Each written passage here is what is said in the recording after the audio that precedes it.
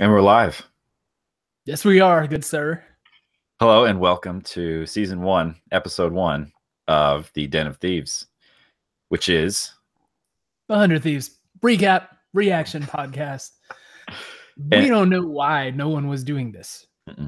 I can't for the life of me. I mean, maybe they are. Yeah. Maybe my search engine skills are not up to snuff or whatever. But like, I would watch the 100 Thieves matches, be ready to go to work on Monday, and want to hear someone smart talking about it. Well, and it started as wanted to hear someone smart talk anything about League at all. Well, because the weekend wraps up and some amazing games, and then it's just radio silence for days. Yeah. Is it Wednesday that everything drops? Yeah, Wednesday. It's like there are several podcasts that put out stuff, and like God bless them because they're doing a great job. Yeah. You know, I just need it Monday. I need it Monday. I'm driving to work. I need it Monday. Yeah, and not to suggest that we are the smart League we're not. people. We just happen to have started watching not too long ago, and we would like to talk about it. Yeah. So here, let's start with that. So this is Den of Thieves. The focus of this is going to be purely on 100 Thieves. So we're not going to get into patch notes. We're not going to get into how you can be a better player, how you can break into the next rank. And quite frankly, just to reiterate, you wouldn't want us to tell you those things. You wouldn't gain anything from that. You probably, we could give you some tips on how to stay where you're at or get a little worse maybe. We are excellent at that.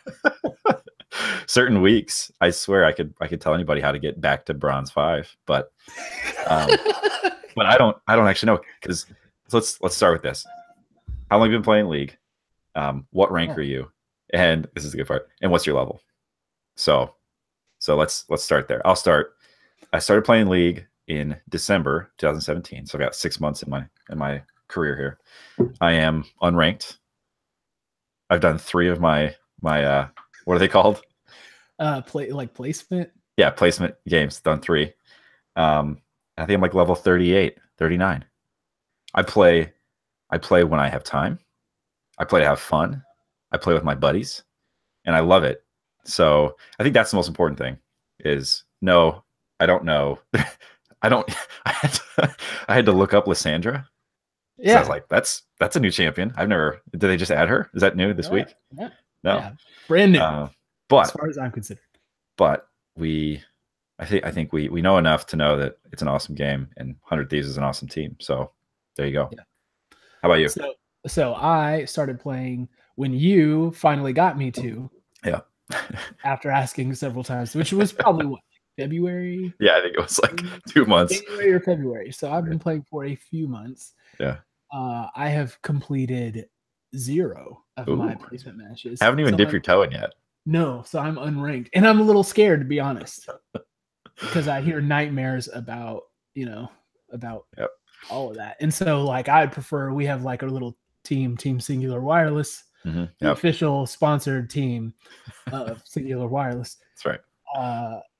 That we play with, and I'm pretty scared to play ranked matches without the full team. So maybe we'll do a flex thing. Anyway, so even not flex though is pretty spooky. But here, this is what I forgot to mention. I am a mid main, so I play right now. I play mid pretty much exclusively. I play a lot of Vaegir. I play Corki, and that's pretty much what I'm doing these days. But you've got it even harder a lot right now. Like this is a really rough time for you to jump into ranked as a marksman. Yeah, right. So I'm completely unranked, no placement, level 37, I believe. All right. And I am a Tristana main. There you go. There you go. Yeah. I've not seen her yet in this split. I don't think she's been picked up. Yeah, we'll see. We'll see. Marksmen are definitely not prized at the moment. I'm thinking maybe you should try Kais out, but we can get to that. Oh, man. Get to that. Yeah, whatever. So that's us. That's us. I'm Jordan. Cole. You're Cole. This is the Den of Thieves. Nice. So the format of this show is it's Monday morning. We're assuming our listener is driving to work. It's Monday morning, or they're just doing whatever, starting their week out, and they're running through the games in their head. So we're going to start off talking about the 100 Thieves Saturday, Sunday games, starting with the senior squad. want to get into the academy a little bit because it seems like the organization is also going that way. They're trying to bring them more to the forefront, which I think is really cool. I'll be interested to see how that develops throughout the course of this year. If they are, they mentioned like 3 or 4 times in the Nothing's Given video that they're like, we're gonna get rid of these players. We're gonna get rid of them. So we'll get into that too. But I think that's an interesting dynamic that we've not seen yet in the kind of the franchise era of the LCS. This should probably be a given. This is a 100 Thieves podcast. We're not going to talk about EU LCS. We're not going to talk about LCK. When Thieves make it to Worlds, we'll talk about Worlds, but we'll get to that too. Well said, my friend. Yeah. So came into this weekend, and I don't know about you, but I was kind of on alarm. Like I was ready to just say like it was a good spring, right? Yeah, that's exactly where I was, because that seems to happen to me with everything. So I'm a traditional sports guy, and I swear to you, it's like whenever something good is about to happen to my team, or we have some taste of victory, immediately we suck right after. Right. So I was just prepared for this to be my normal pattern of life. And hey, it is still early. Let's point out. Yes. It's still early. We're at 500 now. But yes, so we went 0-2 in week 1. And it wasn't really even close. And it was such a huge week 1. And we won't usually do this, go back to week 1. But I think there's a couple of things worth mentioning. One, to start the split off with a rematch from the finals. I'm sure they did it on purpose. Oh, yeah. But what a trap game. I mean, we got absolutely destroyed in the finals from last split. It was 3-0. It wasn't even close. And that game wasn't close either. So it's just super demoralizing. And then to go in and lose the next one too against CLG, which is a huge emotional game for Afro because that's where he came from. So it just sucked. It just sucked so bad to go with like no momentum, and against the 2 games where you'd want to like get an emotional victory, right? Even if it was close, it just wasn't close. It wasn't even close at all. I had no spark of hope, like at any moment.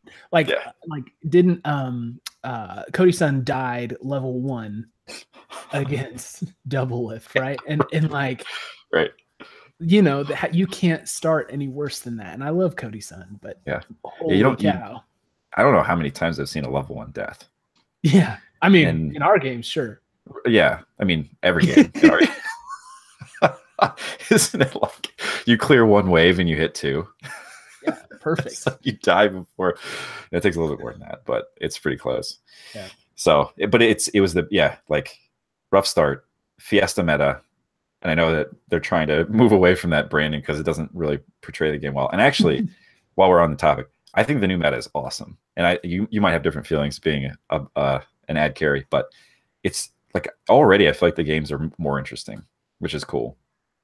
And there's actually a lot to talk about from the Cloud9 game that I think there's a lot there. Like it just seems to me that they're figuring out how the ad carries fit back into this meta, right? Because Cody was completely viable on Kai'Sa. Like he was the reason that we won that match.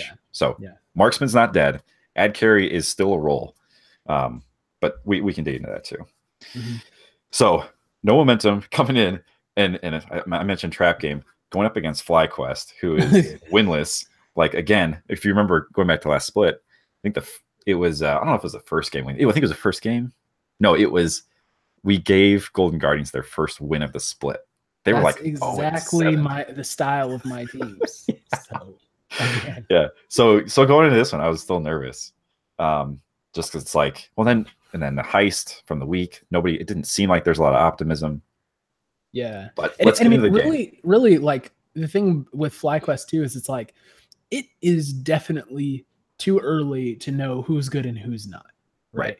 And obviously we're projecting that FlyQuest isn't going to do that well, but at the same time, you've got the new meta going on, and there's only been 1 week, and there's rust to shake off. You just don't know really what's going to happen. Yeah. And that was maybe part of the reason why the result of this one was so surprising to me. So. Yeah. So the game starts. We've got. Do you want to talk about the draft really quick? Do you mind if I? Yeah, that's where I was going to start. Let's start at the top. Let's just take it through. Okay. Yeah. Well, this was just what I was going to say. So on camera, Prawley looked so nervous and uncomfortable Yeah. during the draft. Yeah. They showed him, and he might as well have been like, you know, like loosening the tie. Just like oh my god, water streaming down his face. Yeah, and I mean, you're talking about coach of the split from spring, Yeah. and he is just normally like a pretty cool guy, and man, he looked scared, and I felt like they did their like pick bans super scared as well. Yeah. Like they banned Galio purely because of week 1. You know what I mean? Like it was just like PTSD kind of it's how we do our bans. It's like you get roughed up by Yasuo and you're like, well, permaban, never again. I'm never playing him again. Yeah, even though there are plenty of ways to play against the Yasuo. So yeah, and I guess maybe I didn't see that game or just I don't remember it closely enough, but like Galio ban, really? Is that right? Like he's not. It was just fear. And it honestly didn't even look, as the draft like went on, it didn't look like they had a solid plan. It looked like they still didn't know what to do in the meta. Right. And they really they weren't even really reacting, I felt like, to the picks that were coming across from FlyQuest. Yeah. So yeah, I was still just edge of my seat, sweating buckets, right there with Prawley, honestly. Well, and so we saw Meteos pick up Nocturne first. And I don't know about you, but basically when I think of Nocturne from Spring Split, I think of like he's cheesing. Like that's not a serious pick. Because it's one of those where it's complete feast or famine. At least like we've seen it used before. There are a lot of things he did in this game I thought were super cool. I thought overall he was really, really good on Nocturne. Which I was completely shocked by. Not because Meteos is not good, but just because his kit is so specialized. I don't feel like we've seen him use that well. And it's pretty easy to counter as well. I mean, but we can talk a little more about that in the game. So Nocturne and then Lucian, I guess is how most people say it. Interested for your thoughts on that. I don't know if you've ever played him, but he's one of the 4 marksmen that people say are viable in this meta. And so I thought it was good that they got him back on a marksman. But I'm not, and maybe this is shaded by the game from today, but it's just not a pick that I think is like, I've not seen Cody Sun do super well on Lucian. I'm not convinced that that's a pick that he can really change the tide of the game with. And I don't think I saw a lot in this one either that changed my mind on that. Yeah. Well, I'd mostly agree with that. Like he obviously, we'll get to this, but he didn't have a standout game. Yeah. He was fine. You know, he was fine, but right. He didn't throw it. He didn't die level 1. Sure. Yeah, and I'm sure he was sweating buckets about that too. Yeah. But he has the potential to be so good. And I'm reminded of that every now and again. I mean, he is such an interesting ad carry because he'll play games and be super quiet, and then he'll just go off. Like he will absolutely go off and completely carry the game. And a lot of times he does it. He doesn't do it like Double Lift or like Reckless or like Uzi, where he is the only player in the game who can turn the tide. It's just like a couple of things will fall into place, and then boom, Cody Sun is out of control. Yeah, so he's just online and going. But yeah. So I think there's 3 Cody Suns. There's Cody Sun, who is flashing into a group of people and getting killed. There's Cody Sun who's not losing the game, and then there's Cody Sun who is quietly dominating. So I think he was kind of in the middle on this one, which is fine. I would prefer that. I did see Braum come through for Afromu, total comfort pick, but also makes sense still. They FlyQuest has Ornn, so he's got the interrupt on the ult. Yeah, that's huge. And that's massive. And Afro is incredibly solid on Braum. He's amazing. He's super reliable. And it's got he's got some engage with the ult. The thing I'm always torn on is when we see Braum come out for Afro, I'm like, all right, so we're not seeing MVP Afro, which when it's kind of a weird thing to even say about the support on your team. Like not many teams have that mentality or can even say that. But there's always a little bit of me. What's that? Of a support MVP, you mean? Yeah. Or just like, I mean, I think, I think of it around the league. There are a couple support players who, like Hakuho on Morgana, where you see them lock it in, you're like, oh boy, like this is going to get interesting. And there's that period last split where Afro kept locking in playmakers. It was Thresh one week, and I think it Thresh. was Blitz the next. Yeah. And he just won those games. That was him. So when I see Braum come out, I know he's gonna be solid. It's gonna help the team, but there's always kind of me. It's like, okay, so it's not gonna come from Afro this game. Like he's gonna set things up. And then Lysandra, we forgot Aatrox. I think they got him third, which you and I have been playing against Aatrox lately, and it's been a nightmare. So I was super excited to see that because we talked about this a little bit, or I think maybe this is before the show, but someday on Carry Champions, one of my absolute favorite things in the entire team. It's like a phenomenon. It's amazing to watch. And yeah, with Aatrox, you've got the engage and you've got the life steal that can be super surprising if you're not familiar with it, like our squad. And surprise Aatrox. Right, yeah. And just seeing him lock that in, it's going to be a fun game. So like you hear your top lane and be like, yeah, I just killed him, and I think he's come back. He just came back to life. What's happening? Yeah, that's me in the chat for sure. Yeah. Oh, and me too. I'm like, hey man, I don't know. I don't even know who that is. There's an interesting part of this. So you've been describing this lately as normies. Is that an accepted phrase, or is that something that you just adopted? I don't know. I hope it is. Okay. So if it's not, let's start using it. You need to coin it. Let's coin it. Normies are the folks who don't play more than like a couple games at a time, and it's usually a couple times a week. We're never going to be climbing. We're not going to make an impact in the scene. If we ever get out of silver, I'll be surprised. I would be delighted. If we ever get into silver. Did I tell you that this is a really quick aside. The last placement game I played, it put me in the jungle, and then anyways, it was not a good setup for me. But not only was it that, they put me against everybody in gold. It was me, fun. And then everybody else is gold. So it didn't go well. I felt so bad. But anyway. So yeah, someday carry. Like the game starts, I just have these vivid flashbacks to Someday Darius, which is one of my favorite games of all time, where they got him with the interviews afterwards, and he was just like, unlocked him. Yeah, that was great. It's so good. So that was the setup, and then Lysandra, and I've never seen us play that. They said during the cast that he was 6-1 all time on Lysandra, so he's clearly picked it up in LCK before. But good. I guess I didn't really know what to expect, but went well. Yeah. And then and on the other side, I mean, we don't need to get into it too much. We've already mentioned some of the things, but one of the things that you'll hear is that Wild Turtle is really good on a really deep champion pool, right? And so to me, it was actually really funny to see the Xayah locked in after what happened to Cody's son. Right.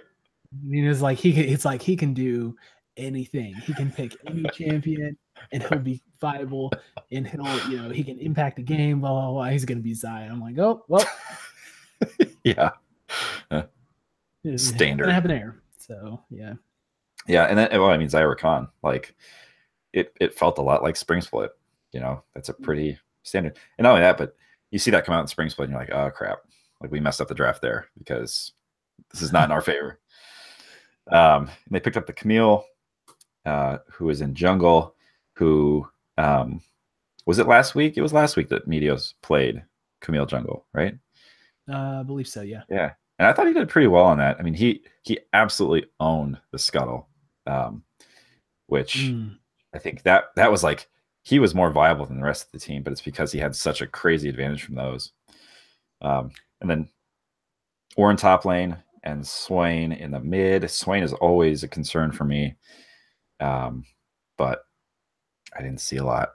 So that was a draft. Going into it, how did you feel? You said you felt a little nervy. Oh yeah, I just thought we were going to see a repeat of week 1. Even with like comfort. Even with Cody's son on Lucian.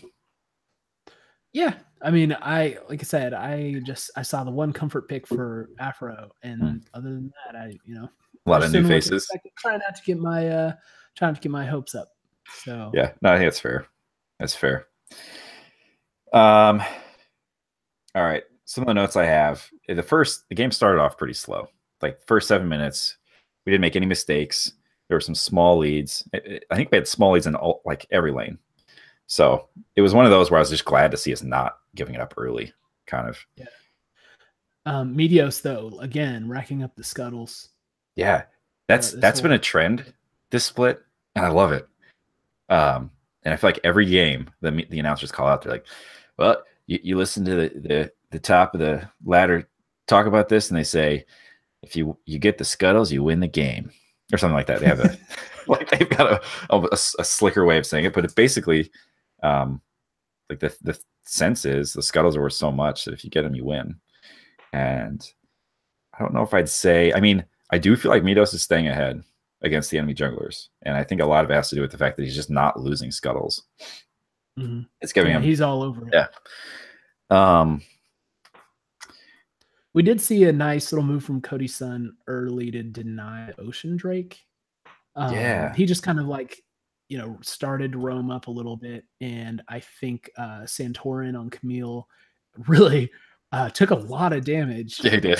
trying to take down Drake basically solo. And I'm pretty sure Quan was roaming up as Rakan to kind of like help him out, but Cody's son just came in and kind of drove him off, and that was good because they that eventually led to the kill up top on Flame because they found Camille. Right. They know top is clear, and I think that was first blood, wasn't it? If I'm not mistaken. I think so. Yeah, and that's kind of what started the snowball on Sunday. Yeah, yeah. Um, So Ryu and Meteos came up top, and they kind of dove Orin under the tower and pulled off the kill. yeah, It was it was super close, slick. but It was definitely close. But when I was watching that Camille try to take down the Drake, I was like, the only thought I had was, I'm not sure he's really played Camille much. you know, like that just seems like such an uncharacteristic thing to do for a jungler to get taken that low by a Drake that he has to essentially abandon it. Like that's something I do and I don't usually even go for the Drake because I'm not that confident, but it just seemed like I don't think that happens last split when somebody's not on a non-comfort pick. yeah, probably a mistake there. But Um, yeah, that kill up on top took it led to the turret going down too. So Meteos stayed up top, and someday was able to work with him to take down the turret really early. So that was good. yep. Um, Another thing we've seen a lot this split is your bot lane. I'm not even gonna say I'd carry, but your bot laner's taking teleport. And I don't really feel like we've seen it make plays for us yet. But what I did notice is this game, it seemed like Cody teleported back in just like keep him from missing farm, which I thought was kind of crazy. Is it?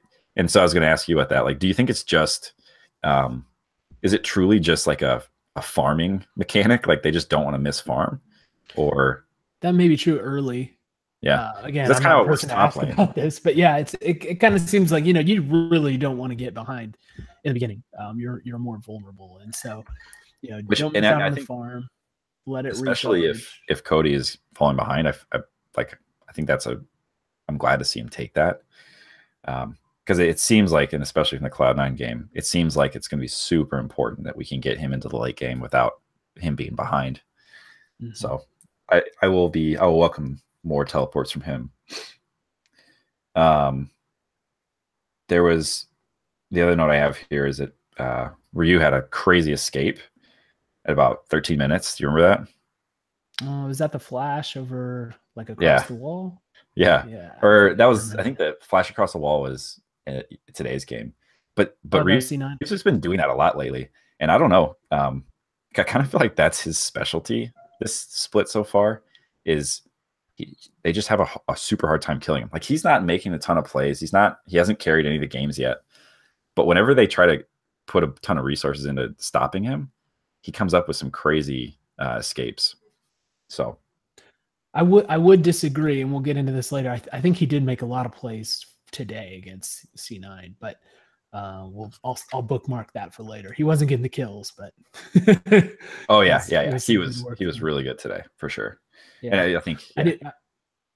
I saw Someday use his Aatrox little dive over the wall to get a pick, yeah. for this stun. That was very sick. Once that happened, I knew for sure that we were in Someday carry mode.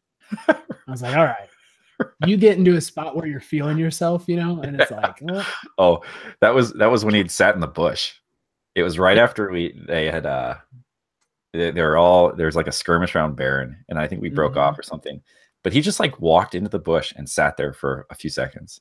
And somebody took he took the quick route, the dangerous route, instead of going up through his raptors. And someday just like boop and landed on top of him, Yep. absolutely deleted him. Yeah, and that's Okay. I think even on the replay, they said there was a second where you had him spotted, so they yeah, should have been able to yeah. And I avoid wasn't it. I didn't sure see that because live, but yeah, it was not clear because I think it looked like he was in the yeah, he was in the bush. So if they didn't have vision in the bush, I don't know if he would have seen him. But either way, I mean, he shouldn't have walked down there, and he made him pay for it. yeah, Um, so so I feel like this game was never close, and that was super reassuring to see because it shouldn't have been close. We have a better squad. It's the squad that finished first last split. They need to beat the last place team every time. Um, but one of the things I was thinking about is as I was watching it, the note I took is there were a lot of games last split where we were pretty well behind. Like I think there was one game maybe where we came back from 10K down. And so I don't know if it's just like the mentality we have where we're I mean we're it's great to be able to come back. Like there are a lot of teams who can't do that and so they don't. But I'm interested to see if this split because the games are going they're going faster. Can we be get a lead early and finish the game team? And I think I mean we know how this one ended up. But yeah. Because look at the lead. I mean, you see around the second Drake, there's a big team fight, right? And like Someday had a sick ulti right around that Drake that led to an ace. yep, So yep. they aced him. You're looking at 15 minutes. It's 7-1 on kills. 100 Thieves are up 8K at 15 minutes. Yeah, that's insane. And being able to get that sort of lead and just like, just shove the game home, snowball Yep. it is it's And I think fantastic. it did all hinge on that ult, which is crazy because it was like one frame where he was not CC'd. Yeah. It was the was, only window. yeah, that was a crazy play. Like that was the type of play where you're like, oh, this dude is world class. And I'm sure people are like, yeah, you didn't know that. But I do feel like Someday has played a pretty quiet role since he came to 100 Thieves. And I don't know him from LCK, but they were talking about him being one of the best top laner in the world, or one of the best certainly. It's games where he carries, where it's like, yeah, okay, he pulls off stuff like that basically just cements the lead and makes it so they can't possibly come back, which Yeah. is super cool. I was looking through my notes. I think there are 3 instances where, because I just kind of like write stuff as I'm watching, right? Like whatever Yeah, thought pops into my brain. I think there's 3 of them where I say, Someday looks really, really good on Aatrox. yeah. Someday looks really, really, really good on Right. Aatrox. As the game goes, you're just like, oh, Yeah. oh, this is like it was like it was maybe even more dominant than his Darius game from last split. Yeah. And I think some of the difference that we saw in this game is 100 Thieves were just, their coordination was outstanding. Like if you watch the team fights, everyone's doing what they're supposed to be doing. Right. And the kills that that FlyQuest got, they were not team fight kills. Yeah. Like they basically couldn't do anything. Right. All the spacing was good, the CC was good, just all the timing was perfect. Everybody knew what their role was and they did it. And so it was just like, if the Thieves are coordinating on that level, Mhm. who's gonna knock them off? Yeah. And I think a huge part of that is, and I think this is what helped them win so many games last split. Like fundamentals were just there. they had, and I think a big part of it's Afro, which is why I think he got MVP. But like holding the team together, it made it so that Cody's son just had to like do his job, and they would completely dominate team fights. And I think we saw that here. The interesting thing about this game was that it was really, I mean, they held it together. Lucian had a couple of good plays. Like I noted one, like he was basically styling on him at the end, the very end of the game. I think he flashed forward and did his dash just to get a kill as somebody was like walking into the fountain. Yeah. So, I saw that. you know, it was pretty inconsequential, but it's kind of like, especially after week 1, like that's the kind of thing they need to get. And I do want to talk about this. Like, I don't know how long this podcast is going to be, but I've got a lot to talk about with this team because we've never really done this properly. Yeah. So from this game though, yeah, Aatrox clearly killed it. He was unstoppable. I thought the Nocturne was awesome. And I talked about this a little bit earlier, but I thought he did a lot of things that weren't him using his ult to dive in and get a kill. Like he almost played more like a support than an assassin, which I thought was really cool. Using his near sight to like set up plays. He was really clutch with the near sight. Yeah. Yeah. Which I feel like when you see people feast or famine on Nocturne, it's because they're trying to use that to pick off the squishies, which it was just, I thought it was a really like that's a mature player recognizing that he's not going to jump in and feed. He's just going to set the team up, which was good. And then, yeah, that's basically what I had. The other thing I noted is everybody's bringing Zhonya's now. I don't know. I swear we've seen more Zhonya's this split than we did all of last split. Right. So I'm gonna start building it more myself, obviously. Yeah. But I just, you know, all the rest of my notes are basically, you know, the team fighting that I already pointed out, just unbelievable on team fights. And then it seemed like there was always, you could tell there was a purpose in whatever they were doing. It's like there's always the next move happened right away. They knew where they were going. And I mean, that was evident in the way that they won. I mean, 0 turrets down. Right. Yeah, that's 0. Crazy. That's crazy. They skunked them in turrets. I think it's just flawless. You can't do better. So did they get any Drakes? Maybe one. No, I don't think they did because Cody's son denied that one, and you know that was basically it. They were on their heels the rest of the time. So a fantastic way to see, you know, this game, like just to rebound, because think about that, like, you know, if you squeak out a win against FlyQuest, what's your confidence level after that? It's really unaffected. And again, no disrespect meant to FlyQuest, but at this, you know, until we see something different, we kind of, you know, view them in that bottom tier.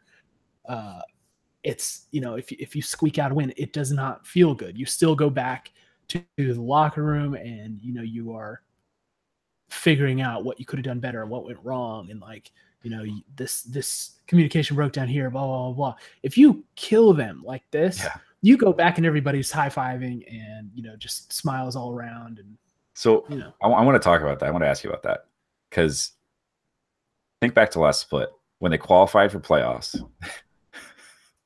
Nadeshot walks into the locker room and everybody's just like this. Yeah. It's so weird. And I think even when they got to when they won, I don't know that I saw high fives. So this team is so weird in that sense. Well, let me amend that. Then, like, figuratively high-fiving each other. Like, they're you know what I mean? good. Like, the mood is different. Now, you're absolutely right. Like, Nadeshot gives so much out emotionally. Yeah. And this team does not give any back. I mean, maybe like Afro can do, you know, he has some fun sometimes. Medios will express himself when he's mad. But, like, other than that, everybody's just like, all right, cool. It's so foreign to me coming. I mean, even just myself, like when we win a game in draft pick, I get hyped. Like, especially if it's a close game or if it's a hard fought game. We beat a bunch of 20s. Yeah, right. Yeah. It was like, oh, they finally set us up against somebody who we can actually compete with here. GG easy, baby.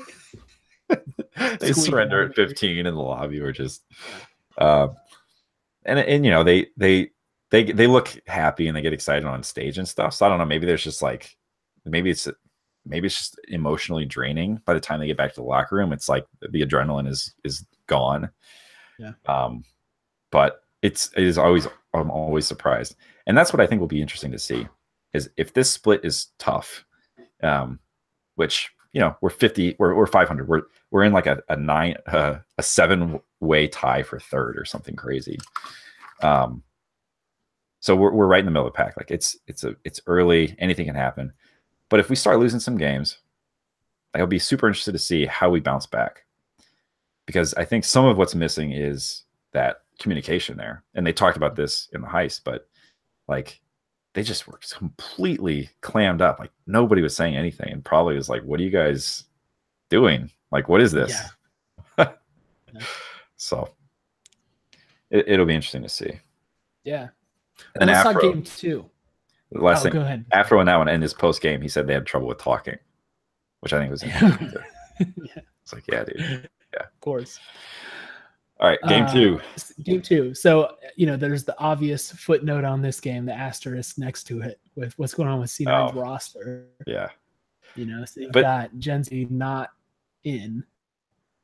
But they're still the same record as us. Sure, but it's kind of you feel a little bit like you've got C9's JV team. You do, right? Yeah. Well, and you watched the academy game against them, and it felt like that too. Yes, it goes both ways. Right. Yes, I will certainly agree. But still, so if you're under Thieves, you got to feel this game's winnable under that scenario. Mm-hmm. You've got more than half the team is coming from the academy roster, right? And you got to like your chances with 100 Thieves. Is a pretty veteran squad as far as they go in NA, and just having that confidence, it's got to do wonders for you. Obviously, if you lose, it's a big problem. Again, there's a possibility of a significant blow. But anyway, setting the stage like that, just kind of as we'll get to how this played out.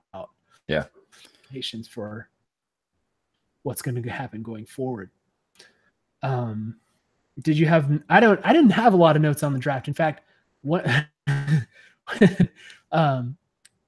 I have 2, and the first one is Aatrox for someday again, awesome. Yeah. And number 2 was no Mundo ban again. Is it just me? Because if it was me, I would just permaban Mundo. And I know it just depends on how you build and how you can make plays. But for me, I'm just not going near Dr. Mundo.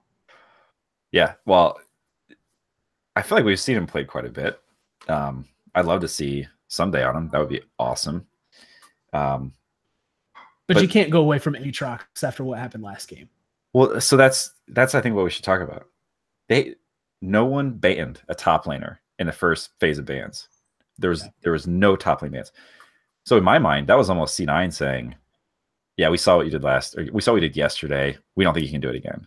Bring it on." Yeah. No, that was totally. You would auto ban Aatrox if you were scared of that. Yeah. They knew they had an answer for this, which they quite obviously did. They did, and Licorice, we have seen him go off so many times. Rookie of the split, last split, like that dude can play. And he, like, if I were him, I would be tilted right now because he played super well, and his team did not come through for him. And he's probably thinking like, the academy team let me down, So, but no bans coming through.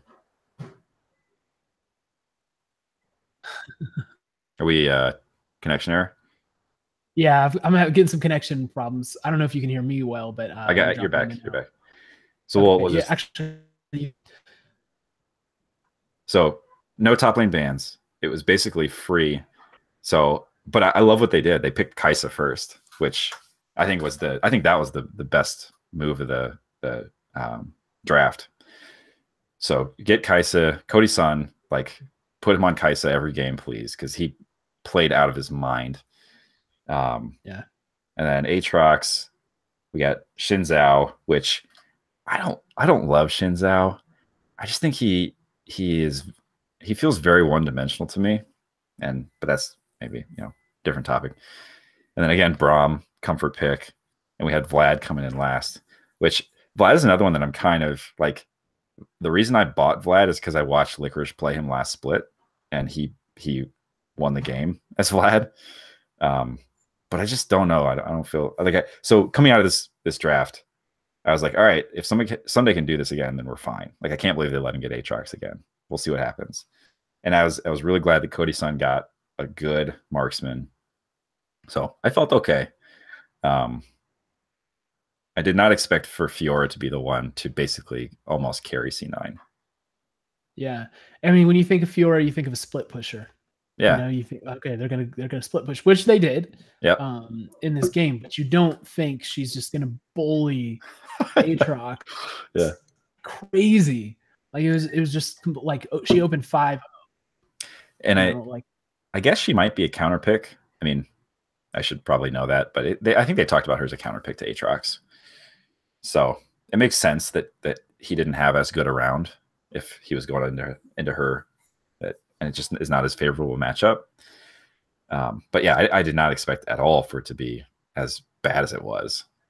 Yeah, I actually really like the Sejuani pick for C9 too, because when Sejuani is someone we saw a lot of in spring split, and for good reason, right? Yeah. And Sven Skaren was just lights out on the stuns today. Yeah, dude. And yes, was causing a lot of problems. Okay. I took the same note. I was like, this is spring split Sejuani. And you remember, I think it was toward the back half of the split. We didn't see her anymore. Or maybe, no. It was MSI. She didn't show up, which was crazy. MSI, she was not there. Yeah, which was so bizarre. But because it was like a pretty standard pick. Yeah. You know, like you were seeing Skarner and Sejuani like in almost every game. Or she was banned in every game, right? Yeah. Like it was either banned in first round or she was picked first. And I feel like this is a great reminder of why. Like she was just absolutely. But there's that one. It was in mid lane. He's going up against Vlad. I think it was 2 of them trying to pull off the dive. He timed. It was like frame perfect when he timed the ult. It landed as soon as he came out of his blood pool. Yeah, the pool. That was awesome. Like it sucked, and I wasn't happy about it, but I was like, "Wow, that was a good play." And froze him like he could have gotten under turret, you know, during that play, and they just froze him just far enough out to just easily finish him off. And well, he might. I mean, like I don't know. I didn't go back to check, but he could have had his flash could have been up. Like he could have had a Hex Tech belt ready to go. Like there's any number of things that could have. If it, and I was kind of like, why did he do that? That's such a huge risk. But he could have flashed. He could have got out, right? Or he could have got under turret. Yeah. So that was an awesome play. Hats off to Sven Skaren because that was good. Mm-hmm. But yeah, and then of course Keith and Zazel did the Zyra Khan duo again. Yep. Which, you know, again, PTSD flashbacks back to the Team Liquid game. But you know, they just were Cody Sun's the kind of guy, he's not gonna make the same mistake like that, you know, over and over again. He definitely was shell shocked from it in that game, and so I didn't think that was the end of the world, but it's just, you know, they can be bullies, and so it's hard to play against that, especially Kai'Sa early laning isn't great, right? Yeah, so and I do feel like for Cody Sun, I felt better about this one because he was on a comfort, like he was on a champion he knows, and you know, it felt like a conventional matchup. It was, and so I'm less worried that he's gonna get completely blown away. Like those two together, incredibly dangerous. But if you're on a champion, you know, he's not gonna get caught level 1, right? Like I feel like that's what happened. Is he just didn't, like he totally knew what Zyra Khan was capable of. I just feel like he didn't have his toolbox with him to try to deal with it. So clearly he was better prepared here. So as this game started off, I mean, it was just kind of a back and forth deal, like the whole time. The only constant was someday getting destroyed in lane by Fiora. Yeah, and that was actually one of the things I thought is, she was the last pick on their team. Why didn't they ban her? And I think they even said Licorice is known for his Fiora play. So I can't explain that. they should have banned her. Yeah, I hope that doesn't go overlooked in the fact that they got the win. That they don't go back and say, "Hey, we really should have banned her." And and that's probably a Prawley thing, right? Like he's the one who needs to be on that. ultimately, yeah, I would think so. Another note I have here, just really quick on the draft, is that it appears that this is now the League of Yeezys.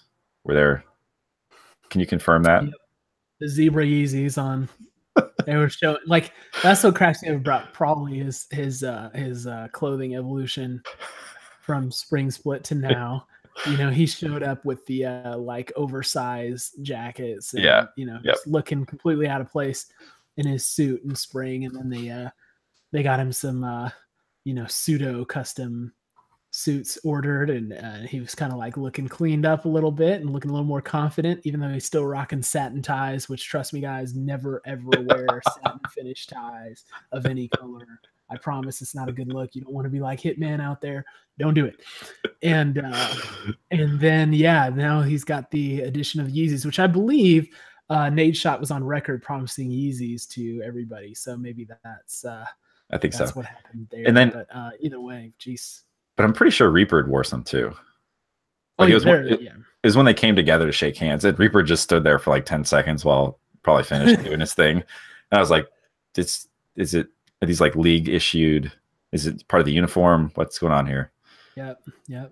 But I guess that's just the world we live in. Those are the nicest shoes you can get.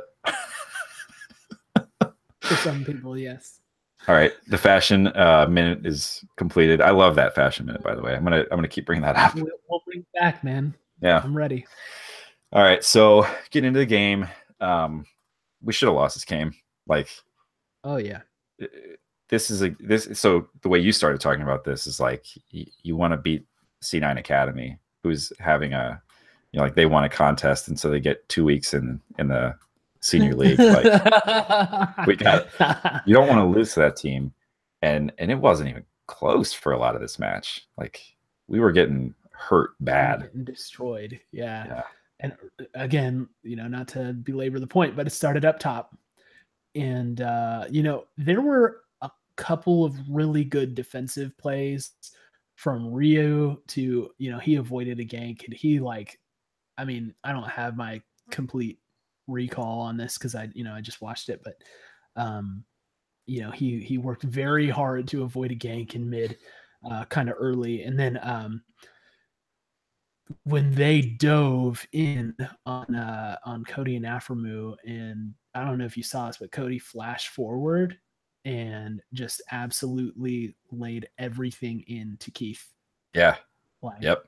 Just poured everything into Keith, and he was like behind. Yeah, he was behind Rakan and everything, and that really like saved him. Was that when they had? There were a couple times in bot lane that they, and I think one of them is what you're talking about. There were a couple times in bot lane where we walked away. One of them was Cody's son. He had been ignited. He popped the potion, and he just got out. Yep. That was close. And then there's another one where they went all in on Afro, and he escaped with like 10 hit points. Yeah, that's what I'm talking about. That's when Cody flashed. Yeah, and that's when Cody was like, "Okay, you guys just went all in. I got this. I know what to do now." It's just a shooting gallery. If either of those went the other way, I think this game could have been lost. Because bot lane. I agree. Go ahead.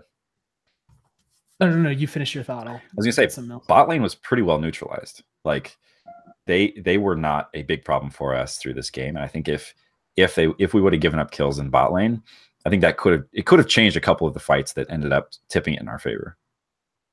Yeah, I agree. And there are just you don't need to be an expert on League to know that one or two really small plays can end up making a huge difference. And so that was certainly examples of that. There was a time where Fiora got another kill up top, and they immediately ran over to Drake and took out a Drake there, which was ended up being a pretty big deal later on when they were stacking the mountains. Yeah, right? Double. So if they wouldn't have gotten that mountain, they probably wouldn't have been able to burn through later on, and yeah, that ended up being a pretty big thing.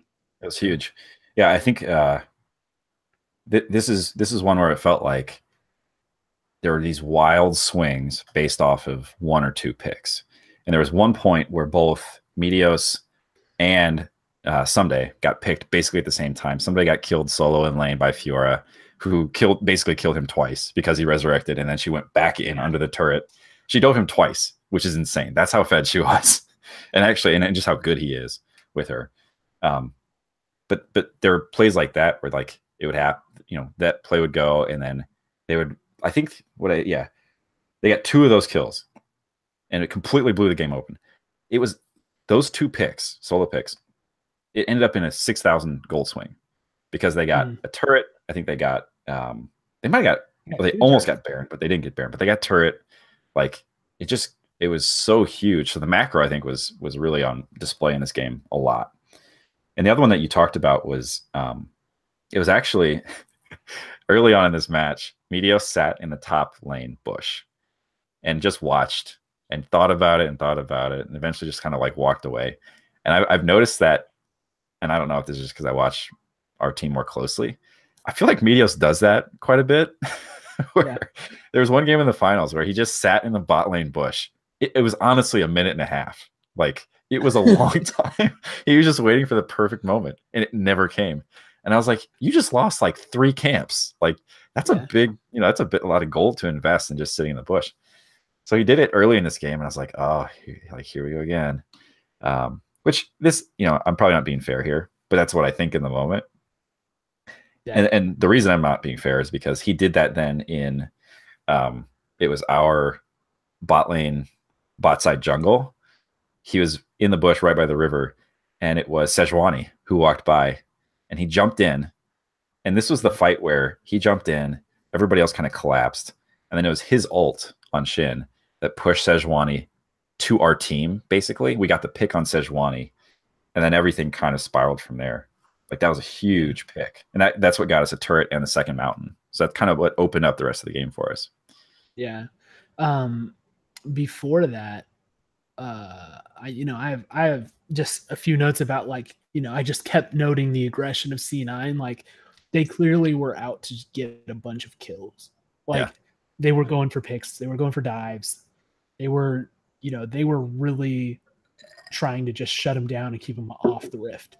And you know how like frustrating that can be, to play against someone who's just going against you like that. But the response was actually really good. Like they, Cody and Ryu were playing really well, and they, Cody roamed up, they got some kills in the middle. There was at one point there was like 2 pretty massive, they might have both been 5v5s in mid. Yeah. Like pretty early on in the game. Right. And so there's just like a lot of action, and they weren't scared of the aggression. Yeah. And I would have clammed up after Sejuani stunned me for like the 90th time or whatever, but they didn't. And because of all that action, they were able to, like, when they got that kill on Sejuani and the Rift Herald timed out. Yeah, that was huge. Stuff like that. It's pretty massive that you're able to deny the use of the Rift Herald. And, well, that would have been at least a turret, right? Like Rift Herald right now is super strong. It would have been at least 1 turret, maybe 2. Mm-hmm. Yeah, and so Cody got a kill that basically earned them a tower and a mountain drake. Again, that's just that one little play is going to end up making massive difference as you go down. And I thought, because we were just swinging like this, at that point, because we started off behind, and then it was just kind of, oh, well, like, we made a play, and then they come back. Like Licorice got a solo on Someday, and then immediately took 2 turrets. Yeah. After that, and I was like, all right, they finally had enough. I was ready to shut it all down. Like I was like, all right, I'm probably gonna like stop really taking notes. Yep. And right, nothing more to see here. This game's over. Yeah. But then we saw the turning point of the game, which was when they started the Baron, probably to bait but also probably like, okay, we'll take it if they give it to us kind of Right. deal. C9 did, and they broke it to go chase down Meteos. Yep. And I don't even know how that played out. I don't think anybody got any kills off of this, but they chased Meteos into Thieves jungle, and they were not able to come back and finish off the Baron. Right. And ended up, in my opinion, that was the play, the turning point of the whole game. Do you give that to Meteos then? Credit for that? I mean, stayed alive, great. I think that, because I mean, if they're trying to bait Meteos, I mean, they got him out, and they just weren't able to get the kill. So I'm not sure it's necessarily a bad play on anyone's part, but not getting that Baron ended up being a big deal, because Cody Sun came through on the team fight right after that, picked off 2 of them, and then the Thieves got the Baron. You know what I mean? And that whole thing just flipped. That's, if you look at the end of that game, the minute of the match, the gold graph, so funny. It's like, I didn't see it. It's like C9, C9, C9. We get a little bit back. C9, C9. We come back a little bit, and then C9, C9, and then it just falls off a cliff. Yeah, it goes straight down, pretty much, like over the course of 2 minutes, and then we win the game.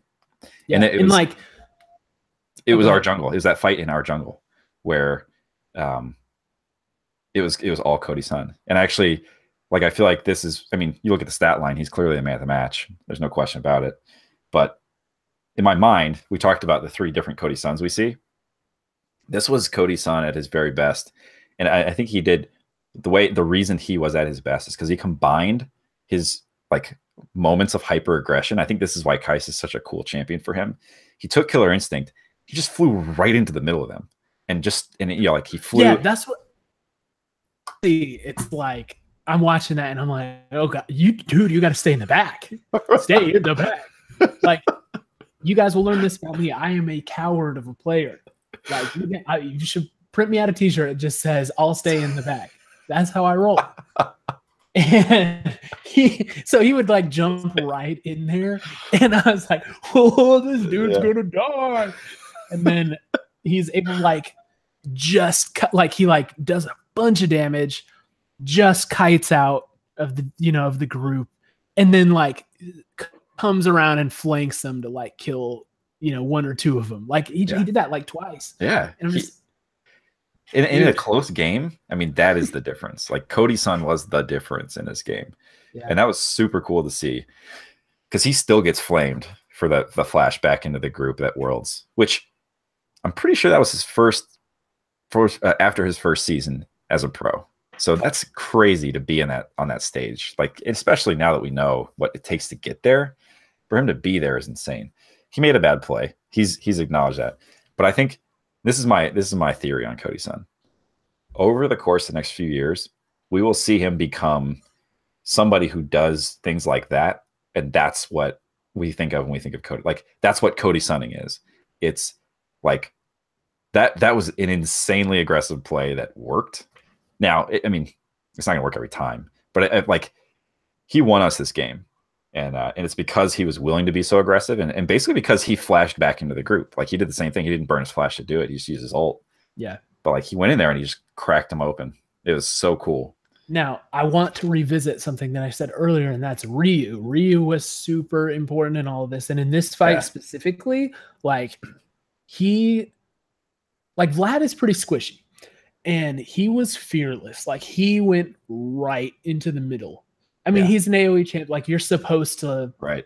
You got to get in the middle. Supposed to get into the area and do it. But man, he was fearless. and I mean, if you watch the replays of those big team fights, you're gonna see that Ryu, like, I mean, sure, everyone is important in a team fight, and Cody Sun was definitely like you're saying. I agree, 100% MVP of the match. But he couldn't do it without Ryu being there. Ryu was like the other linchpin there. Yeah. Like he was. I mean, I think technically you can only have one linchpin, but you know what I mean.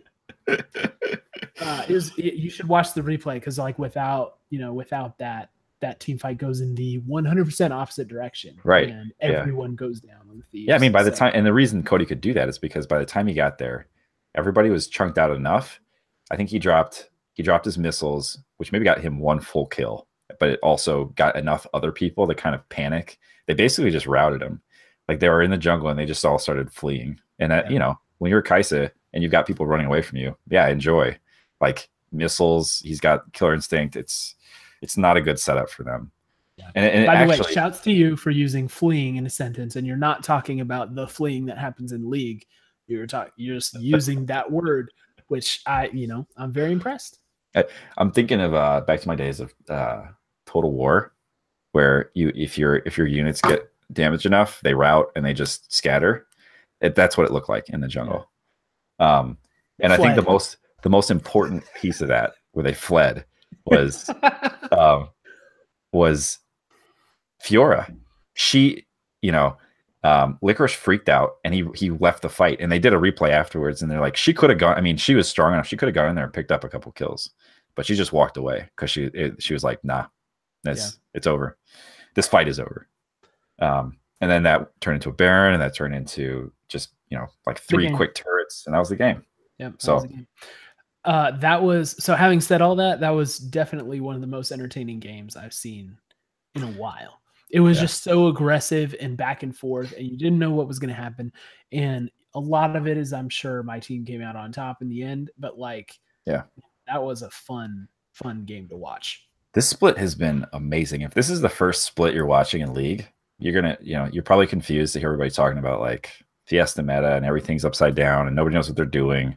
Because when you watch these games, it doesn't look like nobody knows what they're doing. It looks like people are just like, it looks like there's a formula that's been broken.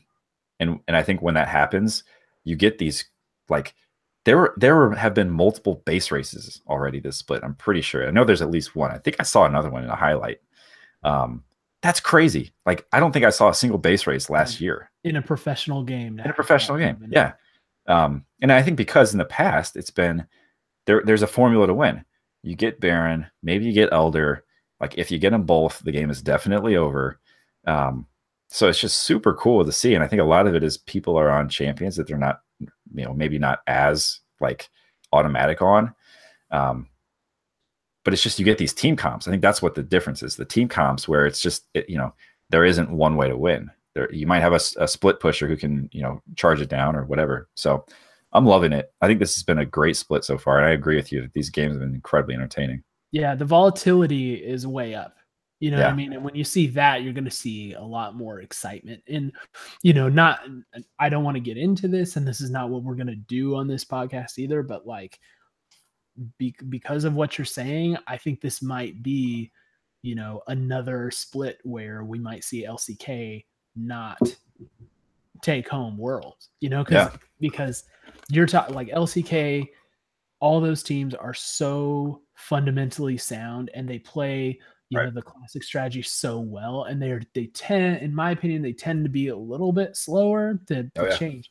So if you've got this kind of volatility in the meta, you're probably going to see someone like RNG go again, so we'll see about that. And I'm just excited to keep watching. Yeah, no, it's gonna be a fun split. I hope that we can continue to do well, obviously. But when it is like this, when it's volatile, who knows? There are a couple other things that. So I don't know. I feel like we've been going for a while now. We had a lot of good conversations about those 2 matches. What do you think? Should we just talk about next week and then do the other rest? The heist really quick. And we'll skip the academy stuff because I want to talk a little bit about. Fans. We should end on next week. Yeah, sorry. We'll get to the academy some other time. Yeah. All right. So I just want to make a backdrop statement before we open up the heist. So like, now that we're into franchising, all of this stuff just feels different, right? Like, if you think about what it means to be a player in like academy teams, or what it means to be like running a team, like a coach or an owner of a team, the game is now changed for you because there's no relegation and promotion, right? And I kind of like to see this. I'm certainly not an anti-player guy or anything, but like, it kind of is nice to see owners and coaches get a little bit more leverage over players with something like what you're seeing is C9. Yeah. Like those guys got taken down to academy, you know, they've been pretty explicit about it because they were not being serious. They were messing around in scrims. You know, it's like that would not happen. Like you wouldn't be without franchising, C9 wouldn't be able to take a risk like that when you take 3 players who are obviously better than your academy players. Right. And just go without them. Right. Like if relegation is on the table, you would never, ever, ever see that. Right. The most you would do is you'd knowing that they're a suboptimal group. I'm not talking about C9 here. And if you have a team and you know that you have players on it who are suboptimal, the most you would ever do is try your hardest to survive. Maybe you consider bringing in one other player, like a spot fix. But you would just do whatever you could to survive. And then maybe for the next split, you would consider blowing up your team and like starting fresh. But yeah, you wouldn't do it in the middle of the year, right? Like I 100% agree with you. It's such a cool thing to be able to do. And it's just kind of nice. I mean, I think and this is coming from our normie perspective. Normie hats. Where we're kind of like closet nerds and not full on League of Legends nerds or whatever. I think I'm there, to be honest with you. I'm not good yet, but I'm there. Yeah. Well, here's the thing. It's like I feel like a lot of the players that you see are young. Yeah. And just because of the kind of personality type that you'll see be an avid gamer, you're going to have some interpersonal issues. You're going to have some just emotional maturity stuff that you see. And so that, I mean, again, I always compare this stuff to traditional sports because that's what I know. And it's just like the attitudes in traditional sports are so reined in. Yeah. You know, that it's like headline news if any athlete in traditional sport has done something kind of like beyond the pale. Yeah. Whereas it's kind of the norm, I would guess, for, you know, players that, you know, are in LCS.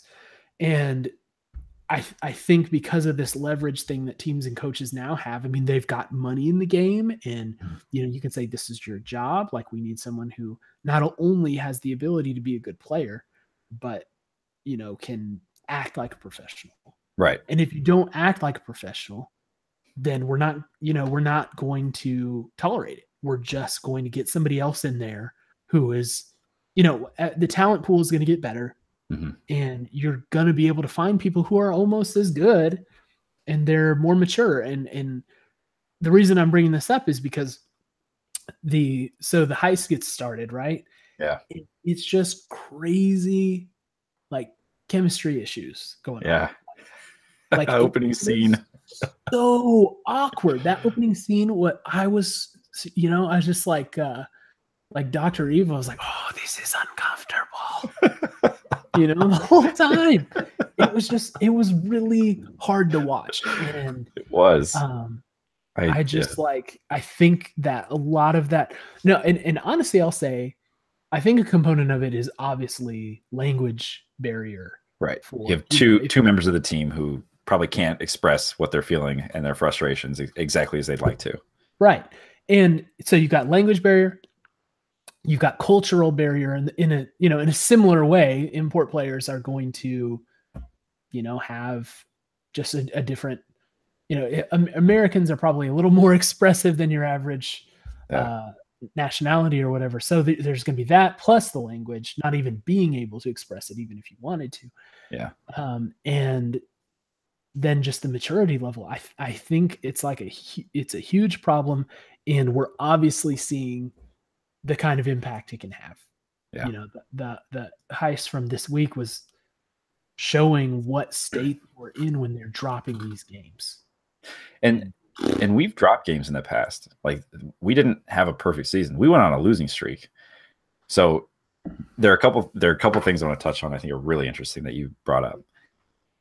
The first thing I wrote is the opening lines of the heist for this split is probably talking about roster choices.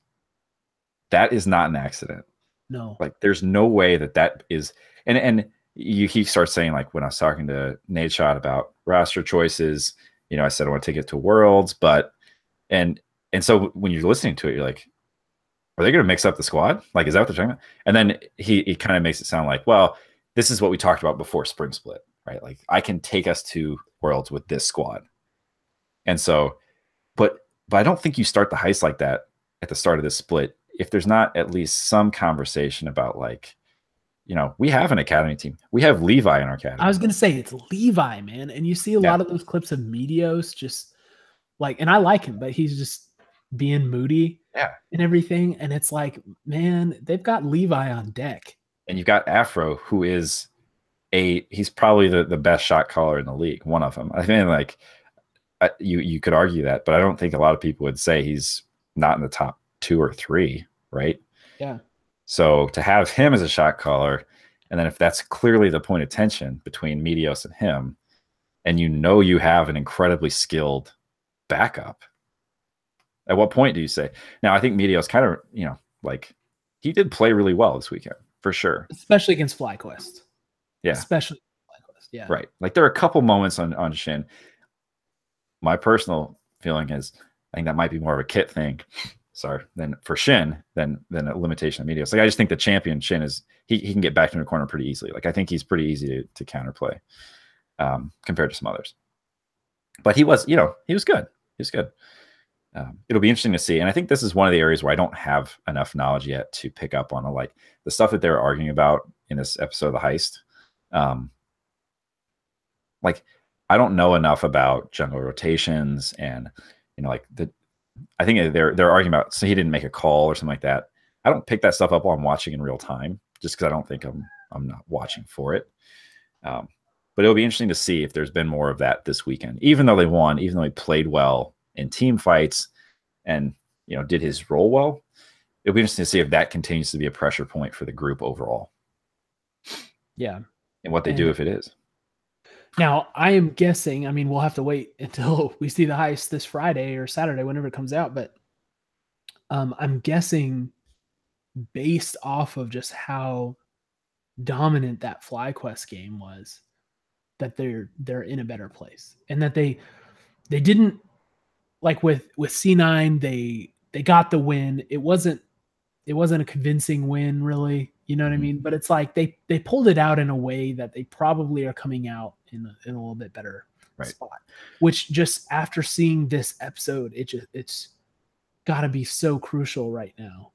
And like it was just an uncomfortable watch the whole way. Like, they had that shot of like the Team Liquid banner being unveiled, and like, yeah, I mean, 100 Thieves is a brand new team, right? This is their first year, right? And so it's not like, oh yeah, we've been watching these guys forever. No, everyone who's a 100 Thieves fan is new to 100 Thieves. Yeah. But man, that hurt, didn't it? It was kind of like, dang, man, why do you got to show that? I don't want to see that. Like in The Heist? See their banner. Why do they got to show it in The Heist? Yeah, why you got to show that in The Heist? I mean, yeah, Riot can do what they want to do, but like, No. dude, I don't want to see that banner going up in The Heist.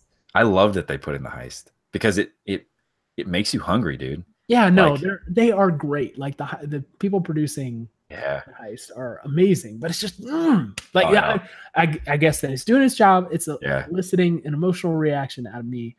But man, that was tough. And then probably, they were showing, the no conversation after the game or whatever, and probably, says later, like, let's not be prisoners of the moment and get crushed by this. Oh no, actually it wasn't probably, was it? It was it was maybe the coach. I can't remember his name. Yeah, that other we are such 100 Thieves fans that we don't know who that guy is. I know who he is. He's always in the huddle with them.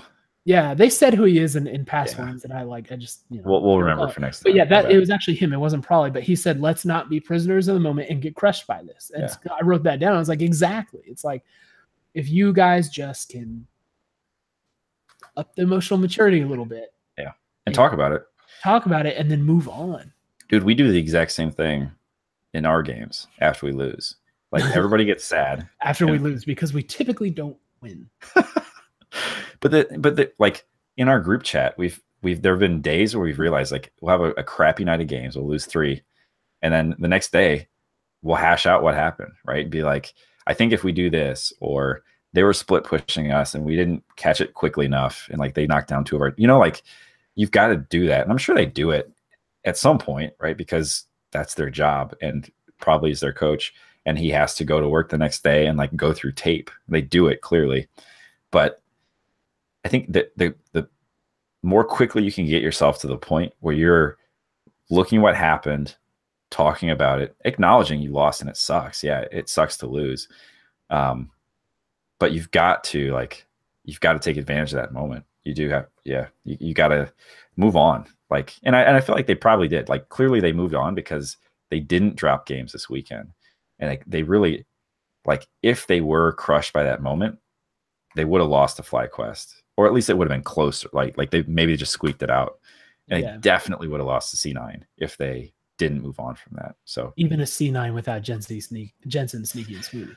So, and I think on that note, I mean, I don't know. We'll have to check in on the C9 podcast to see how they're feeling about it. But I mean, those dudes are not bad, right? Like, no, yeah, I don't mean to say that. I know you're not, but like, they are legit.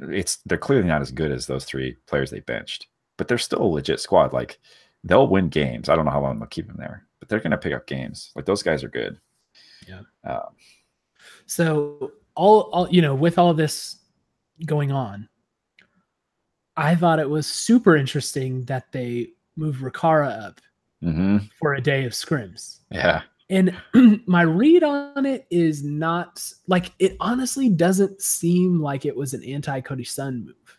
Yeah. Like, he did have, that rough weekend or whatever, but like, I almost believe him when they're talking about like, let's see how the team reacts to this new piece in there. Right. Like, different perspective. Yeah. And like, it's gotta be, if you're running that experiment, because look, here, my thought is, of all the players who are going to move up from academy to the main roster, it's Levi. Yeah. But Levi, he's not going to be that communicator. Yeah. Obviously Rikara can talk and, can communicate, and he can get into fights and he can get into arguments. Yeah, that's true. That sort of thing. So I kind of feel like maybe I believe that line when they were saying, how does the team react to a new voice?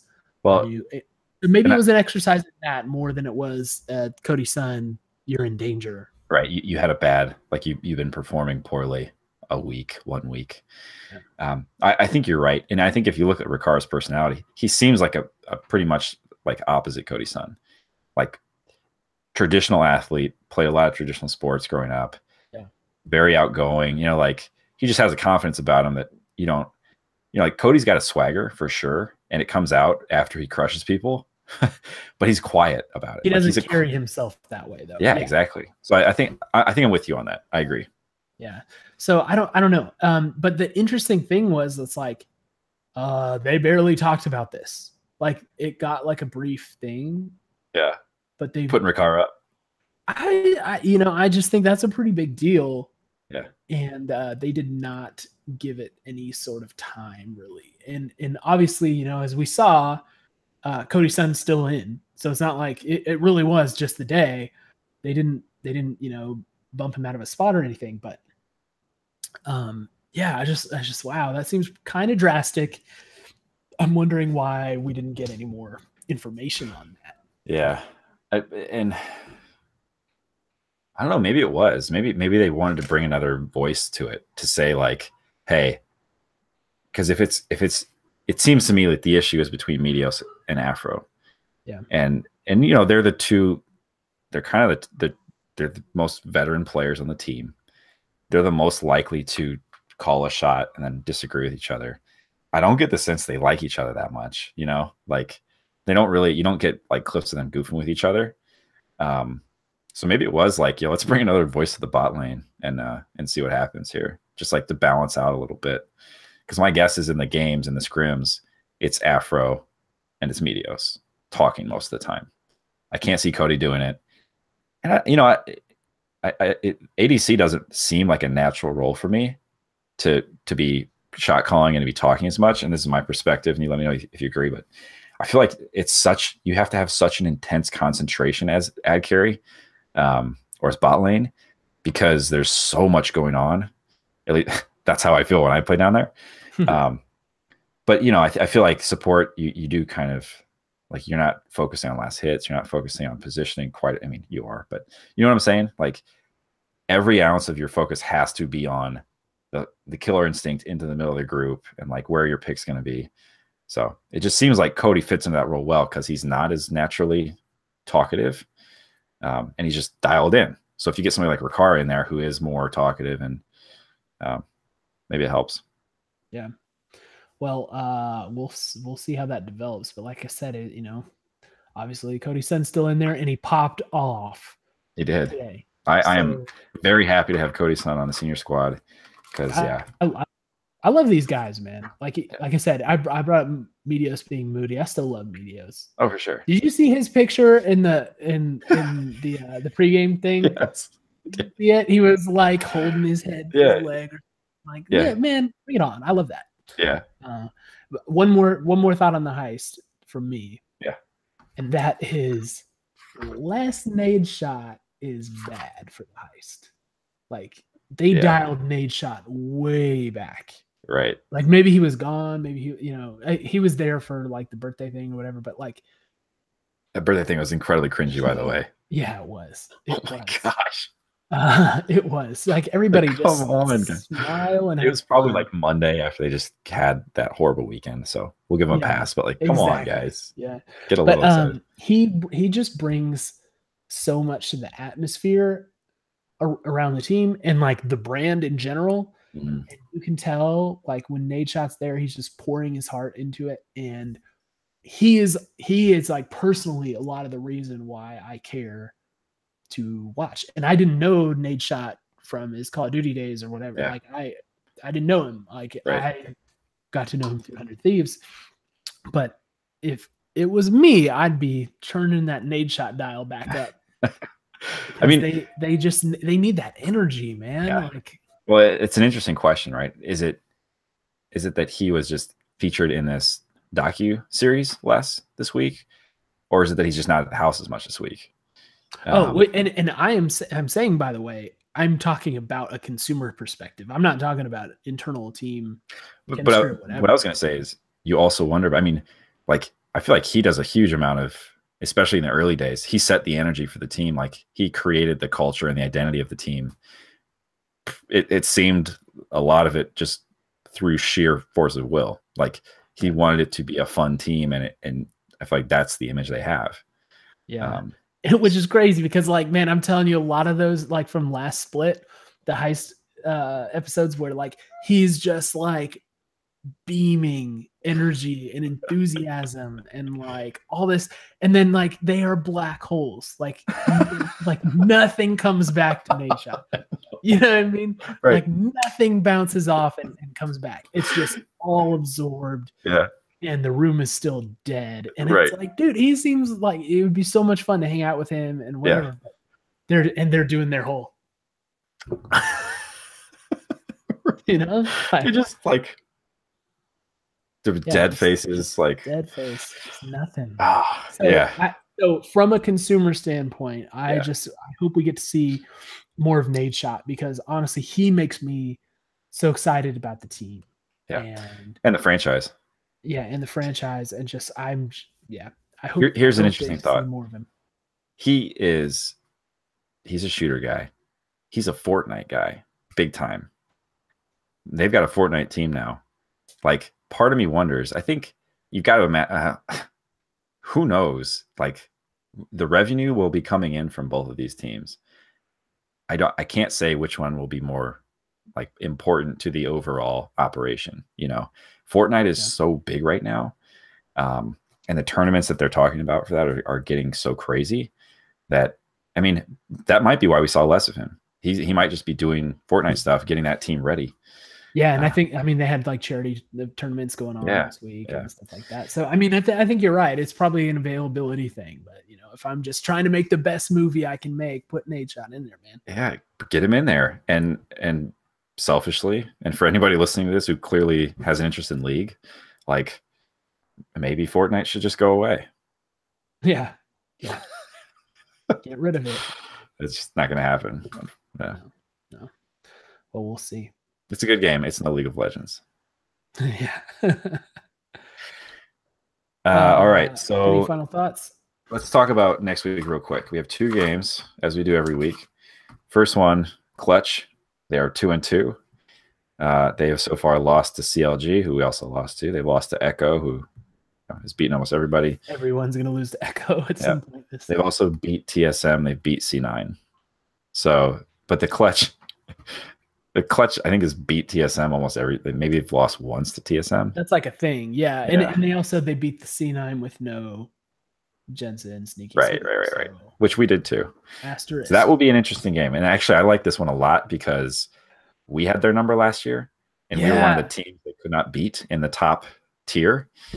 I like this one not because I think we'll win, which I'm really not sure. I think we'll win, but I like it because I think it's a cool storyline. I think it'll be interesting to see if we can help maintain the idea that they don't beat teams in the top tier if we stay in the top tier. Yeah. So that'll be fun. And especially like after the playoff series, I'm excited to see them play again, like the 2 teams. That was a really fun series to watch. I was on like. Did we 3-0 them? No. Or did that went all? That was the crazy like 7-minute final game. You're right. Oh, that was like I was having heart attacks. Yeah, that game was. I want to go watch that game again. That was an insane. No, you don't, game. Man. You don't have enough time, and you don't have. I mean, you got to take an aspirin before or something. I know the outcome now. So. Yeah. Well, dude, it was so killer to watch. Yeah. Like I was like, oh, and it like everything's on the line, right? Yeah. And so it was win or go home. So based off of that, like, yeah, bring this rematch on. Yeah, it's going to be an awesome game to open the weekend next week. Yeah. And then we got Optic, who is Nate Shot's old org. So we've got some history here. They are 2-2 as well. They've lost to FlyQuest, C9. Did I read that right? FlyQuest? They lost to FlyQuest.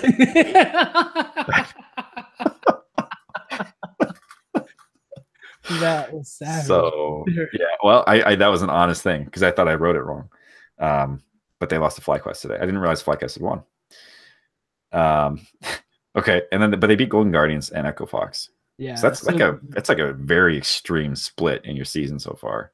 Right. They're in. You're looking when you look at the standings right now, right? You've got Echo Fox and Liquid tied for first.